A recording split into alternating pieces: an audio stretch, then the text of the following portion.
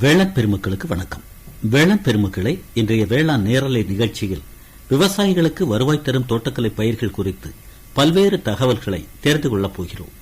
விவசாய பெருமக்களாகிய நாம் எந்த ஒரு பயிர் சாகுபடியிலும் வெற்றி பெற வேண்டுமேயானால் அந்தந்த பயிர் சாகுபடி நுணுக்கங்களை புரிய வைக்கும் அரசுசார் அலுவலகங்களோடு தொடர்பினை பலப்படுத்திக் கொள்ள வேண்டும். அந்த அடிப்படையிலேயே பயிர் சாகுபடி மகசூல் ரீதியாக அதிக வருவாய் பெற முடியும். இதோ இன்றைய வேளாண் நேரலை வாயிலாக தோட்டக்கலை பயிர்களில் அதிக வருவாய் பெறும் நுணுக்கங்களை எடுத்துரைப்பதற்காக தற்போது நமது நிலையத்தில் எனக்கு முன்பாக ஆர்வமுடன் காத்துக் கொண்டிருக்கிறார் அகஸ்தீஸ்வரம் வட்டார தோட்டக்கலை உதவி இயக்குநர் வி. ஆறுமுகம் அவர்கள். இப்போது அவர்களிடம் பேசுவோம். வணக்கம். வணக்கம் சார். குமரி மாவட்டத்தில் தோட்டக்கலை பயிர்கள் சாகுபடி பரப்பு அப்படின்னா எவ்வளவு இருக்குது? அதே வேளையில நீங்க பணிபுரியக்கூடிய அகஸ்தீஸ்வரம் வட்டாரத்தை பொறுத்த அளவுல எவ்வளவு பரப்பு? குமரி மாவட்டத்தில் தோட்டக்கலை பயிர்கள் பிரிக்க முடியாத ஒன்று. அதாவது கிட்டத்தட்ட 90% மேலான பயிர்கள் தோட்டக்கலை பயிர்கள் தான். 65,000 ஹெக்டேர் அளவுல கன்னியாகுமரி மாவட்டத்தில் பயிரிடப்படுவது. குறிப்பா அகஸ்தீஸ்வரம் வட்டத்தில் 4,400 ஹெக்டேர் அளவுல பயிரிடப்படுது.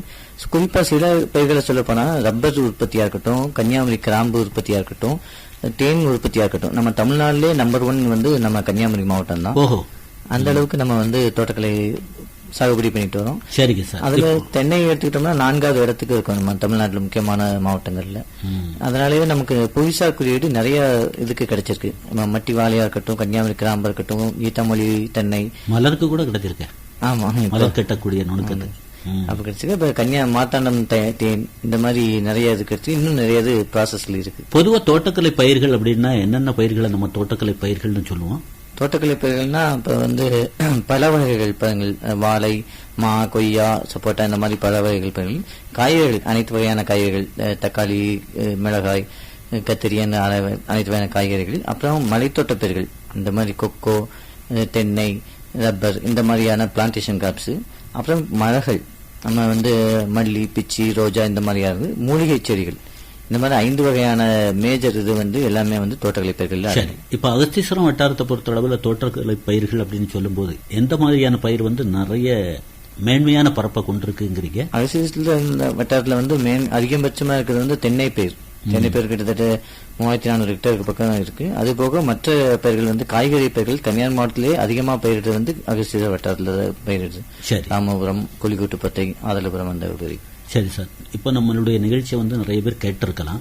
தோட்டக்கலை பயிர் சாகுபடியில நீங்க சொல்ற மாதிரியான தென்னை, மலர்கள், இந்த மாதிரி காய்கறிகள் எல்லாம் ஈடுபாடு காட்டக்கூடியவங்க இருக்கலாம். ஒருத்தர் வெற்றி பெறணும் அப்படின்னா தோட்டக்கலை பயிர்களை பொறுத்த அளவுல இன்னென்ன மாதிரியான நேக்கா செயல்பட்டா லாபகரமான சாகுபடியை அவங்க கொண்டு வர முடியும் அப்படிங்கிற அடிப்படையில என்ன சொல்ல விரும்புறீங்க? தோட்டக்கலை பயிர்களுக்கு ஒரு நல்ல முக்கியத்துவம் கொடுத்து அதை சாகுபடி பண்ணணும். அதாவது இன்டென்சிவ் கல்டிவேஷன். நம்ம காய்கறி பயிர்களாக இருக்கட்டும், மலர் பயிர்களாக இருக்கட்டும், இது வருமானம் அதிகம் தரக்கூடிய பயிர்கள். அதனால நம்ம தினமும் தோட்டத்துக்கு பார்த்து அதுக்கு தண்ணீர் விடுறதா இருக்கட்டும், உரம் இருக்கட்டும், பூச்சி நோய்கள்லாம் வர்றதுக்கு முன்னாடி அதை தொடர்ந்து கண்காணிச்சு சிறப்பாக செயல்படணும். அவங்கள சந்தைப்படுத்துற நோக்கத்தோடு அவங்க செயல்படுத்தணும். சந்தையில என்ன வேணும், எந்த சீசன்ல போட்டா அதிகமான லாபம் கிடைக்கும், அப்படி இல்லைன்னா அதை எப்படி மதிப்பு கூட்டலாம் அப்படிங்கிற ஐடியாக்களை கொடுக்கும்போது அவங்களுக்கு அதிகமான லாபம் கிடைக்கும். சரிங்க சார். சில பகுதிகளில் அந்த பாரம்பரியமான நடைமுறையே பின்பற்றிட்டு இப்போ உழுது அந்த நடவு பணி அப்படிங்கிறதுலையும் கூட ஒரு 30 நாட்கள் 20 நாட்கள் காலதாமதம் ஏற்படுமாயான ஒரு நிலை இருந்தாலும் கூட இப்போ உள்ள நாகரிகத்துக்கு தக்கவாறு இயந்திரமயமாதல் வழி சீக்கிரமா நம்ம பண்ணி நடவு பணியை மேற்கொள்ளலாம் அப்படிங்கிற மாதிரி நுட்பங்கள் களத்து மேட்டில் பயிற்சி ரீதியா விவசாயிகளுக்கு தோட்டக்கலைத்துறை சார்பில் கொடுக்கப்படுதா? அப்படி? ஆமா, நாங்க விவசாயிகள் விழிப்புணர்வு கூட்டம் நடத்துவோம். இப்போ உழவு தேடி வேளாண்மைங்கிற விழிப்புணர்வுகளும் 15 நாட்களுக்கு எல்லா கிராமங்களையும் நடத்திட்டு வரோம். அதுலயும் அவங்களுக்கு சாகுபடி தொழில்நுட்பங்களை கிளியரா சொல்லித்தரோம். இப்ப எந்த மூலியமா உழவு பண்றதுக்காக வாடகைங்கிற மாதிரி வேளாண் பொறியியல் துறை திட்டங்கள் பற்றி அவங்களுக்கு சொல்லி விழிப்புணர்வு ஏற்படுத்திட்டோம். சரி, இப்ப சமீபத்துல பார்த்தோம்னா இப்பதான் 2 நாட்களா மழை இல்லை. ஆனா ஒரு தொடர் மழை அப்படிங்கிற ரீதியில மழை பெய்து அந்த தோட்டம் இப்ப ஒரு பக்குவமான நிலையில இருக்கும். இப்ப என்ன மாதிரியான வழிவகையை எந்த பயிருக்கு என்ன மாதிரி கையாண்டாங்கன்னா மகசூல்லையும் கூட ஒரு முன்னேற்றகரமான நிலைக்கு கொண்டு வரலாம், இந்த நுட்பத்தை கடைபிடிங்க அப்படிங்கிற மாதிரி ஏதாவது? ஆமா, இப்ப தொடர்ந்து மழைகள் வரனால அந்த வடிகால் வசதி கண்டிப்பா ஏற்படுத்தணும். குறிப்பா வாழையெல்லாம் தொடர்ந்து தண்ணி தேங்கிச்சுன்னா அதோட மகசூல் பாதிக்கப்படும். அப்ப டிரைனேஜ் ஏற்படுத்தி அந்த தண்ணியை அதிக தேங்க விடாம, எந்த ரகமா இருந்தாலும். அப்புறம் முட்டு கொடுக்கணும். இப்ப பலத்த காற்று அடிக்கும் போது சேதாரம் அதிகமா இருக்கும். முட்டு கொடுத்து அந்த கயிறிலே சில வந்து கிளியர் வட்டாரங்கள் மற்றும் குந்தங்குடி வட்டாரங்கள்லாம் பார்க்கலாம். 3 பக்கமும் கயிறு கட்டி நல்ல ஸ்ட்ராங்கா வைக்கும்போது அந்த பலமான காற்று வீசும்போது அதுக்கான சாயாம அதுக்கான மகசூல் வந்து பாதிக்கப்படாமல் பாதுகாக்கப்படுது. தோட்டக்கலை பயிர்கள்ல கவாத்து நடைமுறைகள் அப்படிங்கறத இந்த மாதிரியான இயற்கை பேரிடர் காலங்கள் ஏற்படக்கூடியதுக்கு முன்னாடியே நம்ம விழிப்பா செயல்படணும் அப்படிங்கிற மாதிரி அறிவுறுத்தல்கள் கொடுக்கப்படுதா? கண்டிப்பா நம்ம குமரி பண்பலை வாயிலாவே கொடுத்துட்டு இருக்கோம், மற்ற செய்தித்தாள்களையும் கொடுத்துக்கிட்டு இருக்கோம். எதனாலன்னா இப்ப மழை வந்து அதிகமா பெய்யும் போது கவாத்து பண்ணலைன்னா அந்த மரம் வந்து வெயில் தாங்காம சாயறது கூட இதா இருக்கும். நம்ம கவாத்து பண்ணும்போது எல்லா வகையான சூரிய வெளிச்சம், காத்து எல்லாமே வந்து செடிகளுக்கு ஃபுல்லா கிடைக்கும். இப்ப நம்ம வந்து புதிய கிளைகள் வரக்கும் நல்லா ஆயத்தமா இருக்கும். உரம் கொடுத்தல் அப்படிங்கிற நடைமுறை இந்த சீசன்ல இப்ப மழை பெய்து ஓய்ந்திருக்கக்கூடிய நிலையில கையாளலாமா? இப்படி கண்டிப்பா இப்பதான் அதான் உரம் போட்டு உடனே தண்ணி பறிச்சுனா அந்த தண்ணி உரம் வந்து உரச்சத்துக்கள் வந்து நேரடியா செடி கிடைக்கும். அப்ப இது வந்து கரெக்டான சீசன், அந்த ரெயின் ஆன்செட் ஆஃப் மான்சூன் அந்த ஸ்டார்ட் ஆகும்போது வந்து போடணும். எந்த பயிரா இருந்தாலும் கூட, அது தோட்டக்கலை பயிரா இருந்தாலும் கூட, அறுவடை அப்படிங்கிற நிலைக்கு போறதுக்கு முன்னால நடவு முதல் அறுவடை வரை சந்திக்கும் சவால்கள், இந்த பயிர்ல ரொம்ப கவனமா இருக்கணும் சார் அப்படிங்கிற மாதிரி என்ன சொல்ல விரும்புறீங்க? எல்லா பயிர்களுமே நம்ம வந்து நடவுல இருந்து முழுக்க கவனமா இருக்கணும். ஃபர்ஸ்ட் அந்த தேர்ந்தெடுக்கக்கூடிய சீசன் எந்த சமயத்துல நம்ம மார்க்கெட்டுக்கு வரும், அந்த மார்க்கெட்ல வந்து அதிகமான டிமாண்ட் இருக்குமா, அந்த விலை சந்தை பார்த்து பயிர் செய்யுங்கிற மாதிரி. இப்ப உதாரணத்துக்கு ஓணத்து பண்டிகை ஒட்டி நம்ம வாழையூட்டியே திட்டமிடல் வேணும். கண்டிப்பா, ஏன்னா அதுதான் மிக முக்கியமா தேவைப்படுது. அதுக்கு எந்த மாதிரியான யுக்திகளை சொல்லி கொடுக்கீங்க? இப்ப உதாரணத்துக்கு ஓணம் பண்டிகைக்கு வந்து நிறைய வாழை இது கொலை தேவைப்படும். அந்த சீசன் ஒட்டி தான் நம்ம வந்து இது பண்ணுவாங்க. அந்த மாதிரி பயிரிடும்போது நம்ம வந்து வாழையை வந்து அதிகமான லாபத்து கிடைக்கலாம். அப்புறம் அந்த புயல் சேதாரங்கள்ல அந்த சீசன்ல அஃபெக்ட் ஆகாத மாதிரியும் நம்ம இது பண்ணும், இயற்கை பேரிடர்களை தாங்குற மாதிரியும். சந்தையில எந்த சீசன்ல போட்டா அதிக விலை கிடைக்கும். இப்ப மழை காலத்துல வந்து காய்கறி போடும்போது அதிகமா அழுகு இதாகும். அந்த சமயங்கள்ல நம்ம எப்படி அதை இது பண்ணலாம் அப்படிங்கும்போது ரொம்ப சரிங்க சார். இப்போ நிகழ்ச்சியை கேட்கக்கூடியவங்களும் கூட நம்மளே காசை போட்டு நம்மளே எல்லாம் கை காசை போட்டு தானே செய்யறோம். அரசு ரீதியா ஏதாவது திட்டங்கள் பத்தி தெரிஞ்சுக்கிட்டோம்னா நம்ம குறிப்பெடுத்து வச்சுக்கலாமா இந்த நிகழ்ச்சி வாயிலாட்டு அப்படின்னு வானொலி பக்கம் நோட்டும் பெண்ணுமா இருந்துட்டு ஏதாவது திட்டங்களை பத்தி சொல்றாங்களா அப்படின்னு யோசிக்கிறாங்கன்னா, மத்திய மாநில அரசு திட்டங்கள் எந்த விதத்துல தோட்டக்கலை துறையில செயல்படுத்தப்படுது, விவசாயிகள் பலன் பெறணும்னா அணுகுமுறை என்ன? அதாவது நம்ம கன்னியாகுமரி மாவட்டத்தில் இந்த 25-26 நிதியாண்டுக்கு கிட்டத்தட்ட 330 லட்சத்துக்கு மேற்பட்ட அளவுக்கு நிதி வந்து ஒதுக்கப்பட்டிருக்கு. இப்போ இந்த வருடத்துக்கு குறிப்பா 6 பெரிய திட்டங்கள், அதுக்குள்ள ஒரு 40 வகையான இனங்கள்ல வந்து கொடுத்திருக்காங்க. சொல்லுங்க பாப்போம். தேசிய தோட்டக்கலை இயக்கம், மாநில தோட்டக்கலை வளர்ச்சி திட்டம், பனை மேம்பாட்டு திட்டம், கலைஞர் அனைத்து ஒருங்கிணைந்த வேளாண்மை வளர்ச்சி திட்டம், துளிநீரில் அதிக மகசூல், இந்த மாதிரி பல ஊட்டச்சத்து மேலாண்மை, இந்த மாதிரி பல வகையான திட்டங்கள்ல வந்து செயல்பட்டு. சரிங்க சார். இப்ப ஆரம்பத்தில் சொல்லும் போது கூட NHM அப்படிங்கிற தேசிய தோட்டக்கலை இயக்கம், அந்த திட்டத்தை பத்தி சொல்லுங்க. அது என்னென்ன மாதிரியான நடைமுறைகள்?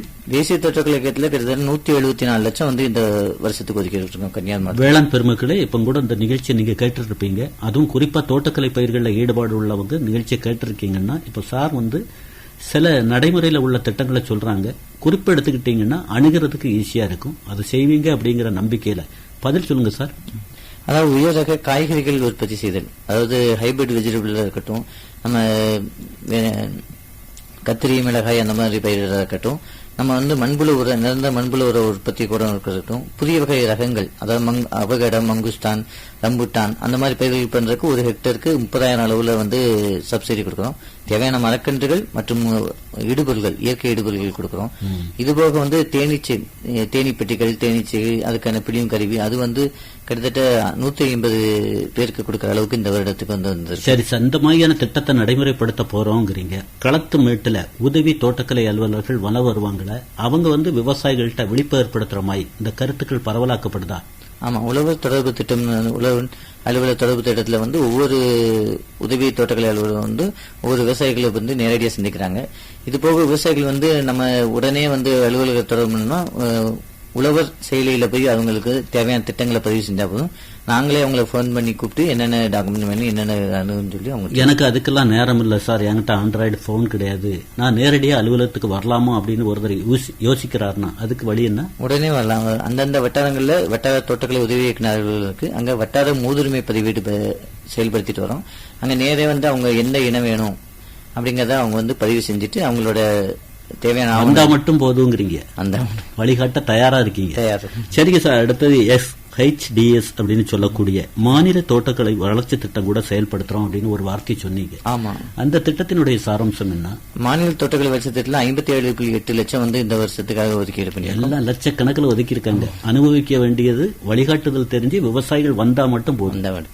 சொல்லுங்க சார். தென்னை பரப்பு விரிவாக்கம் பண்றவங்களுக்கு தென்னை கன்றுகள் வந்து ஒரு ஹெக்டருக்கு 12,000 அளவுல மதிப்புள்ள செடிகள் வந்து அவங்களுக்கு வந்து இது கொடுக்கறோம், மானியத்தில் கொடுக்கணும். அதுபோக தென்னைக்கு ஊடு பயிரா வாழை பயிரிடுறதா இருக்கட்டும், இல்ல தென்னைக்கு ஊடு பயிரா ஜாதிக்காய் பயிரிடுறதா இருக்கட்டும், இந்த மாதிரி பல இதுக்கு இருக்கிறோம். அதுபோல உதிரி மலர்கள், புதிய மலர்கள் பயிருக்கு, அப்புறம் புதர் மிளகு போடுறதுக்கு, இந்த மாதிரி எல்லாம் கொடுக்கறோம். அப்புறம் பழைய முந்திரி தோட்டங்களை வந்து இது பண்றதுக்கு, அதுபோக வந்து மாடி தோட்டம் இது பண்றதுக்கு, இந்த மாதிரி பல இது வந்து மாநில தோட்டக்கலை வளர்ச்சி திட்டத்தில் கொடுத்துட்டு இருக்கோம். சரிங்க சார். அப்புறம் BDM அப்படின்னு சொல்லக்கூடிய பனை மேம்பாட்டு இயக்கம், அது வந்து இப்போ பனை விதைகள் அப்படிங்கிறது பரவலா ரொம்ப சத்தம் அழுத்தமா கேட்குது. இப்போ நீங்களும் கூட அந்த திட்டம் செயல்படுத்துறோம் அப்படிங்கிறீங்களா? இந்த வருஷத்துக்கு எவ்வளவு ஒதுக்கீடு பண்ணிருக்காங்க? இதுல விவசாயிகளுடைய ஈடுபாடு எப்படி இருக்கணும்னு விரும்புறீங்க? பனை விதைகளை பொறுத்த வரைக்கும் பனை விதை வந்து நிலத்தடி நீரை சேமிக்கக்கூடிய ஒரு அற்புதமான வரம்னே சொல்லலாம்.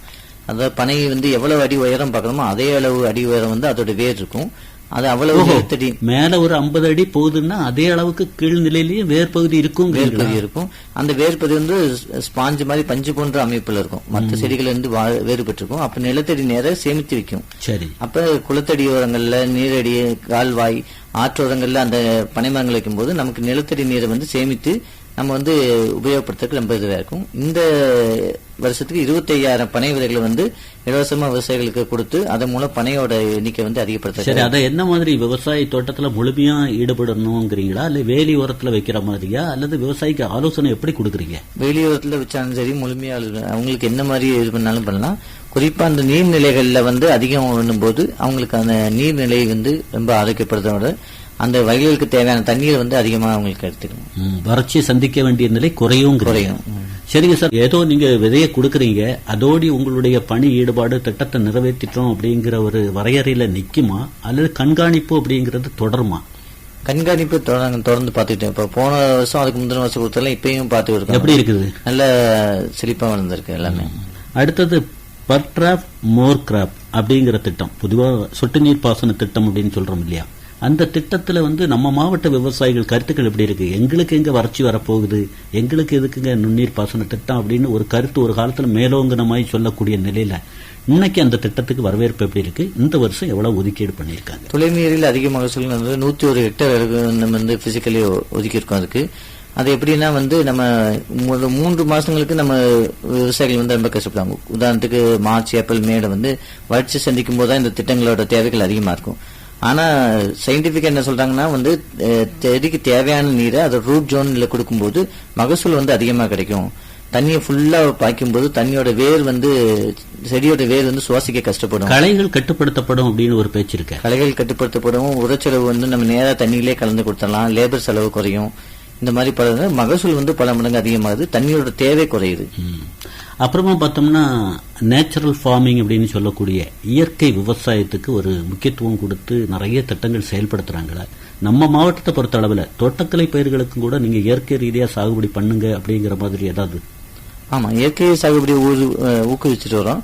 இப்ப குறிப்பா வந்து மண்புல உர கூடாரம் அமைக்கிறதுக்கு 50,000 வந்து சப்சிடியா கொடுக்கறோம். அந்த மாதிரி மண்புல உர கூடாரம் அமைச்சு அவங்களே மண்புல உர உற்பத்தி பண்ணி அவங்க செடிகளுக்கும் பயன்படுத்திக்கலாம், இது பண்ணிக்கலாம். இந்த மாதிரி கொடுக்கணும். இது போக ஊட்டச்சத்து மேலாண்மை சொல்லிட்டு ஒவ்வொருத்தருக்கும் விதை தொகுப்பு வந்து 60 மதிப்புள்ள விதை தொகுப்பு வந்து இலவசமாக கொடுக்கறோம். அவங்களுக்கு வந்து 34,500 பேருக்கு கன்னியாகுமரி மாவட்டத்தில் வந்து இலக்க நியமிச்சிருக்கோம். இது போல இலக்கு நிர்ணயிச்சிருக்கீங்க. ஆனா அனுபவிச்சவங்களே அனுபவிக்கிறாங்களா? புதிய இளம் தலைமுறையினருக்கு வாய்ப்பை உருவாக்குற மாதிரி உங்களுடைய விழிப்புணர்வு கருத்துக்கள் பரவலாக்கப்படுதா? புதிய வகை இளைஞர்களுக்கு தான் நாங்கள் வந்து மெயினாக ஃபோக்கஸ் பண்ணுவோம். யாரெல்லாம் புதுசாக பண்ணுறாங்களோ அவங்களாம் வந்து ஃபோக்கஸ் பண்ணி இது வந்து நிறைய வீட்டுக்கு பின்னாடி போடக்கூடியவங்கள எல்லாருமே பயன்படுத்தலாம். இப்போ இடம் வேணும், 25 சென்ட் வேணும், 50 சென்ட் வேணும்னு கிடையாது. வீட்டுக்கு பின்னாடி காய்கறி தோட்டம் போடுறதுனாலும் இந்த திட்டத்தை பயன்படுத்திக்கலாம். இதுபோக பல வகை தொகுப்பு, அதாவது புதிய வகை பல பப்பாளி, ஆசிட் லைம், கோவா, இந்த 3மே வந்து ஒரு 21,150 பேருக்கு வந்து கொடுக்கறதுக்காக இலக்கு நியமிச்சு. இன்னைக்கு பார்க்கும்போது அபரிமிதமா இருக்கு. அனுபவிக்க வேண்டியது விவசாயிகள். போய் கேட்கணும் இல்லையா? அலுவலகத்துல வந்து என்னென்ன திட்டங்கள் இருக்கு சார், நான் இந்த மாதிரி ஆர்வமா இருக்கிறேன், செயல்படுத்தணும்னு விருப்பப்படுறேன், அதுக்கு வழிவகை என்ன அப்படின்னு அவங்க தான் கேட்கணும் இல்லையா? கேட்கும்போது நீங்க அவங்களுக்கு உதவி செய்ய காத்துட்டு இருக்கீங்க. சரிங்க சார். அப்புறம் அறுவடைக்கு பின்னால விற்பனை நுணுக்கங்கள் அப்படிங்கிறது ரொம்ப முக்கியம் இல்லையா? அந்த அடிப்படையில சந்தை வாய்ப்புகளை பொறுத்தளவுல என்ன வழிகாட்டுதல் இருக்குது?